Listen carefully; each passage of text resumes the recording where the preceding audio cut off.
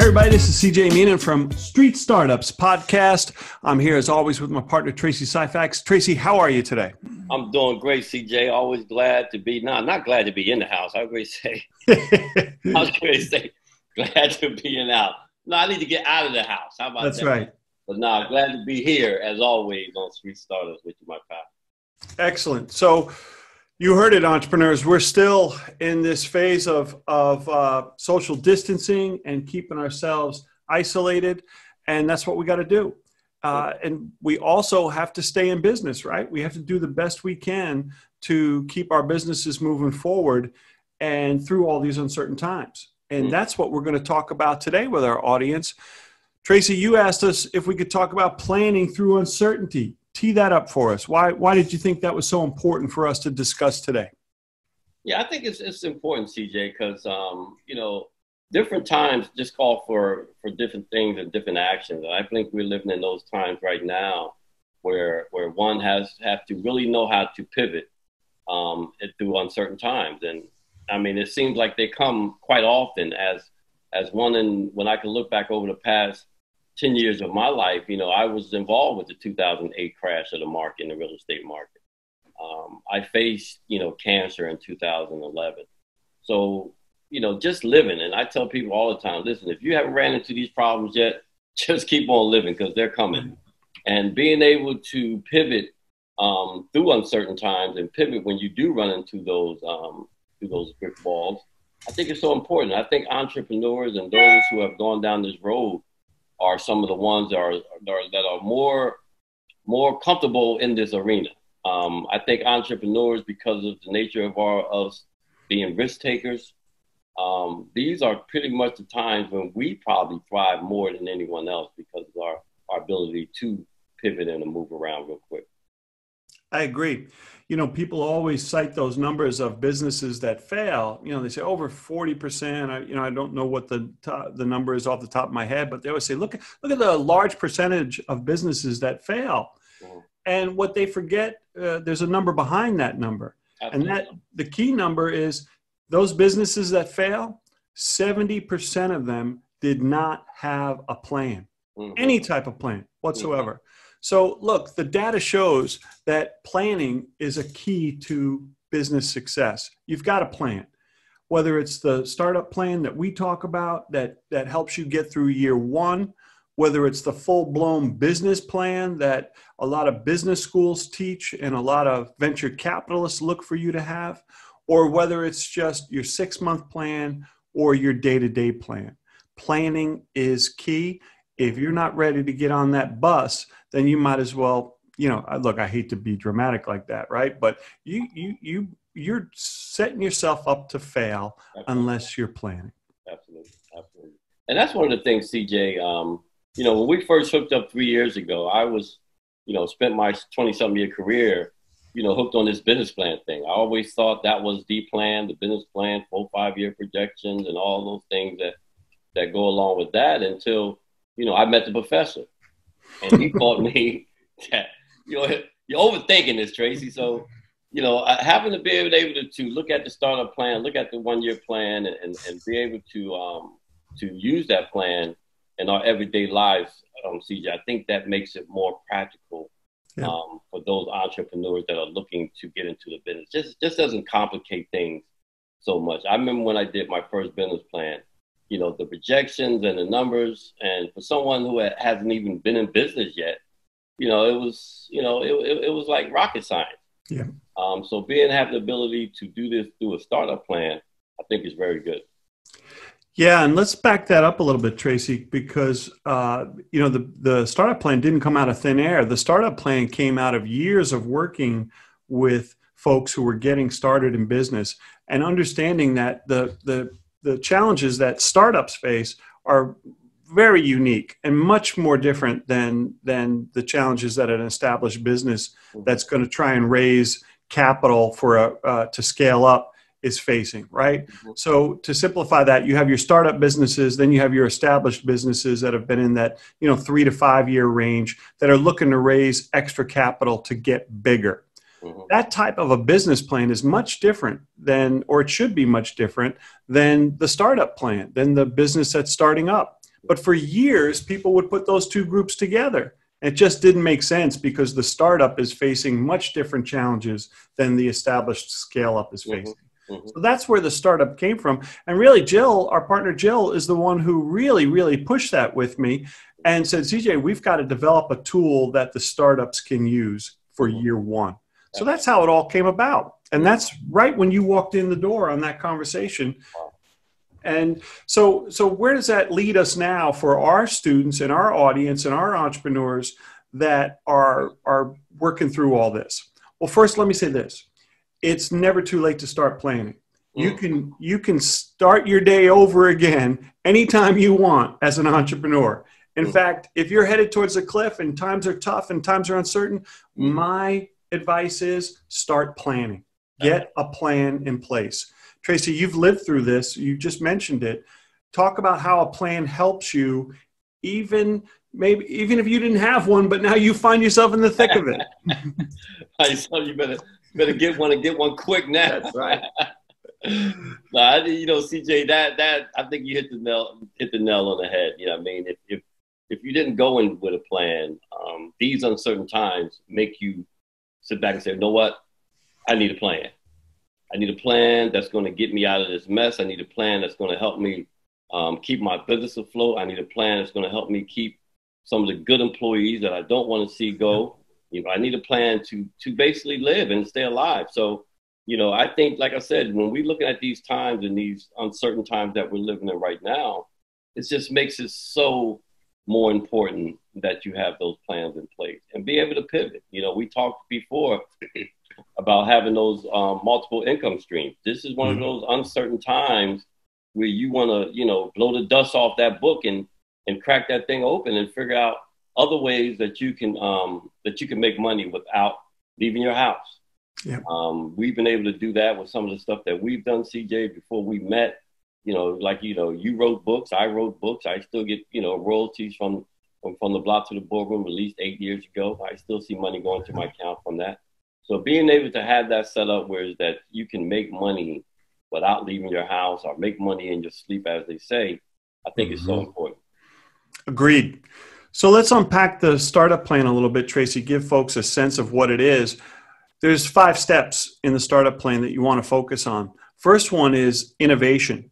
Is your product or service innovative? And is it solving a problem in society? In other words, at the end of the day, are people going to pay for your product or service? That's what you've got to figure out. So that first section focuses on those types of questions. That's an innovation. Second part is based on the market.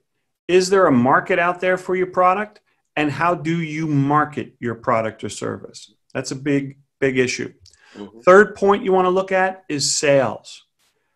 How are you going to sell your product? Sometimes people confuse marketing and sales, but they are very, very different. Marketing's telling people about your product. Sales is asking them to buy it from you. Okay. The next section that you want to look at is management. How are you going to manage your team moving forward? How are you going to build the team so that you can achieve the type of growth that you want to achieve? So management's very important. The final phase of this is the actual finances behind your business. You've got to get those numbers right. Tracy, jump in on your experience with marketing and getting word out because you started from the ground up. How did you do that?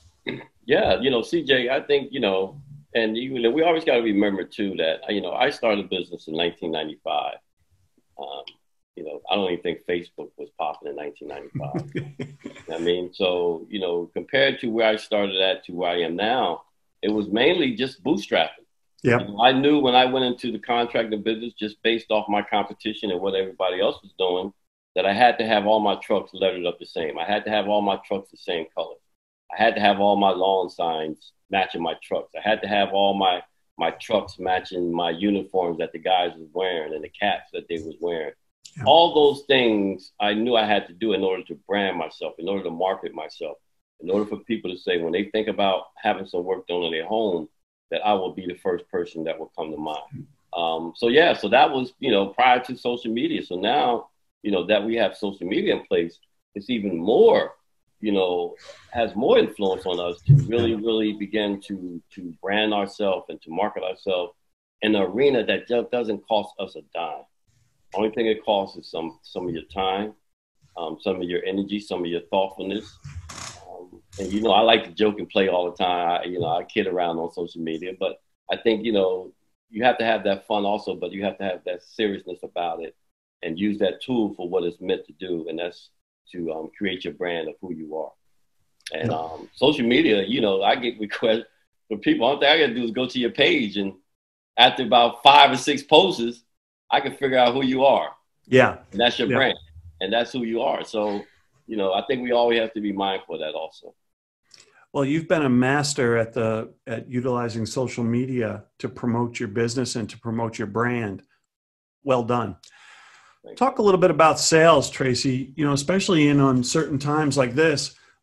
Any strategies that you're using that have been effective?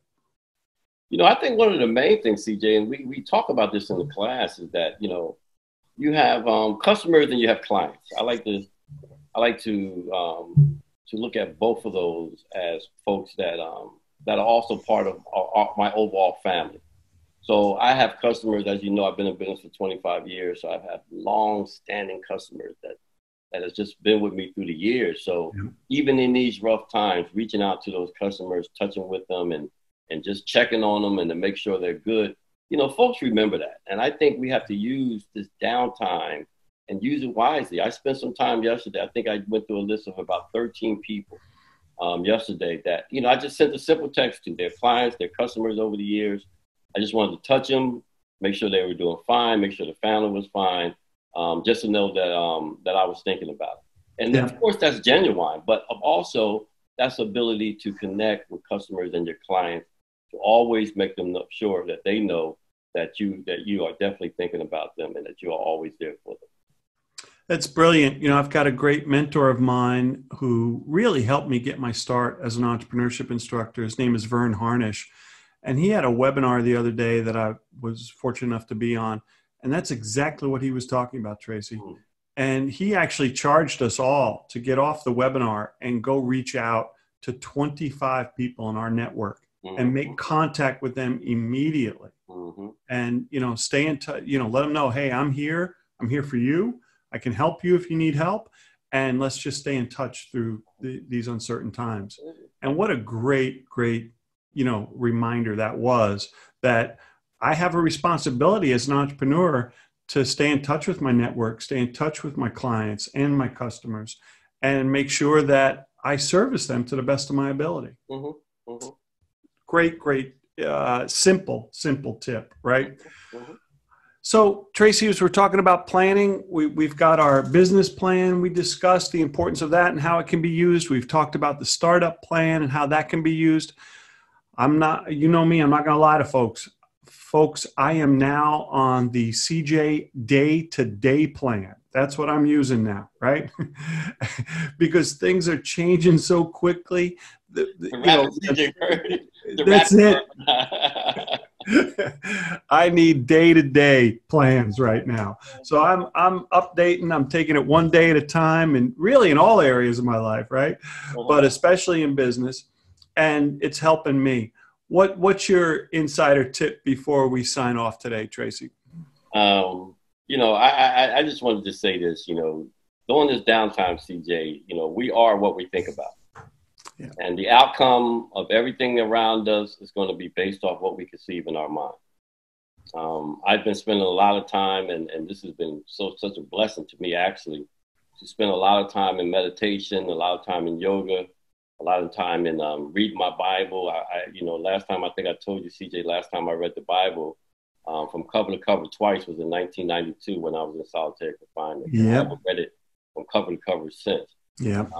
I'm actually on Deuteronomy now, so I've already moved to 3 or 4 chapters of the Bible, and began to really use this time wisely, mentally, physically, emotionally, spiritually. I think we have to, the Bible teaches us that we should put on the full armor. And I think at this time, in this moment, during these crises, is when we lean on that and when we back up and say, okay, you know what? God doesn't put on us more than what we can handle. And this is the time that we buckle up. And God rings that bell in our head and say, this is the time. The time is now. The time is now for you to really analyze yourself and analyze your future and where you're going. So I think it's no better time than now to have this alone time where we can begin to map out our future as entrepreneurs. Excellent. Excellent. Another mentor of mine, Jimmy Cabrera, said, why do we do it now? Because there's no other way. Okay, folks. So check us out at reentry-ventures.com. That'll get you all the information you need about our courses, about the startup plan, and about the business plan. And check us out next time at Street Startups. Peace. Peace.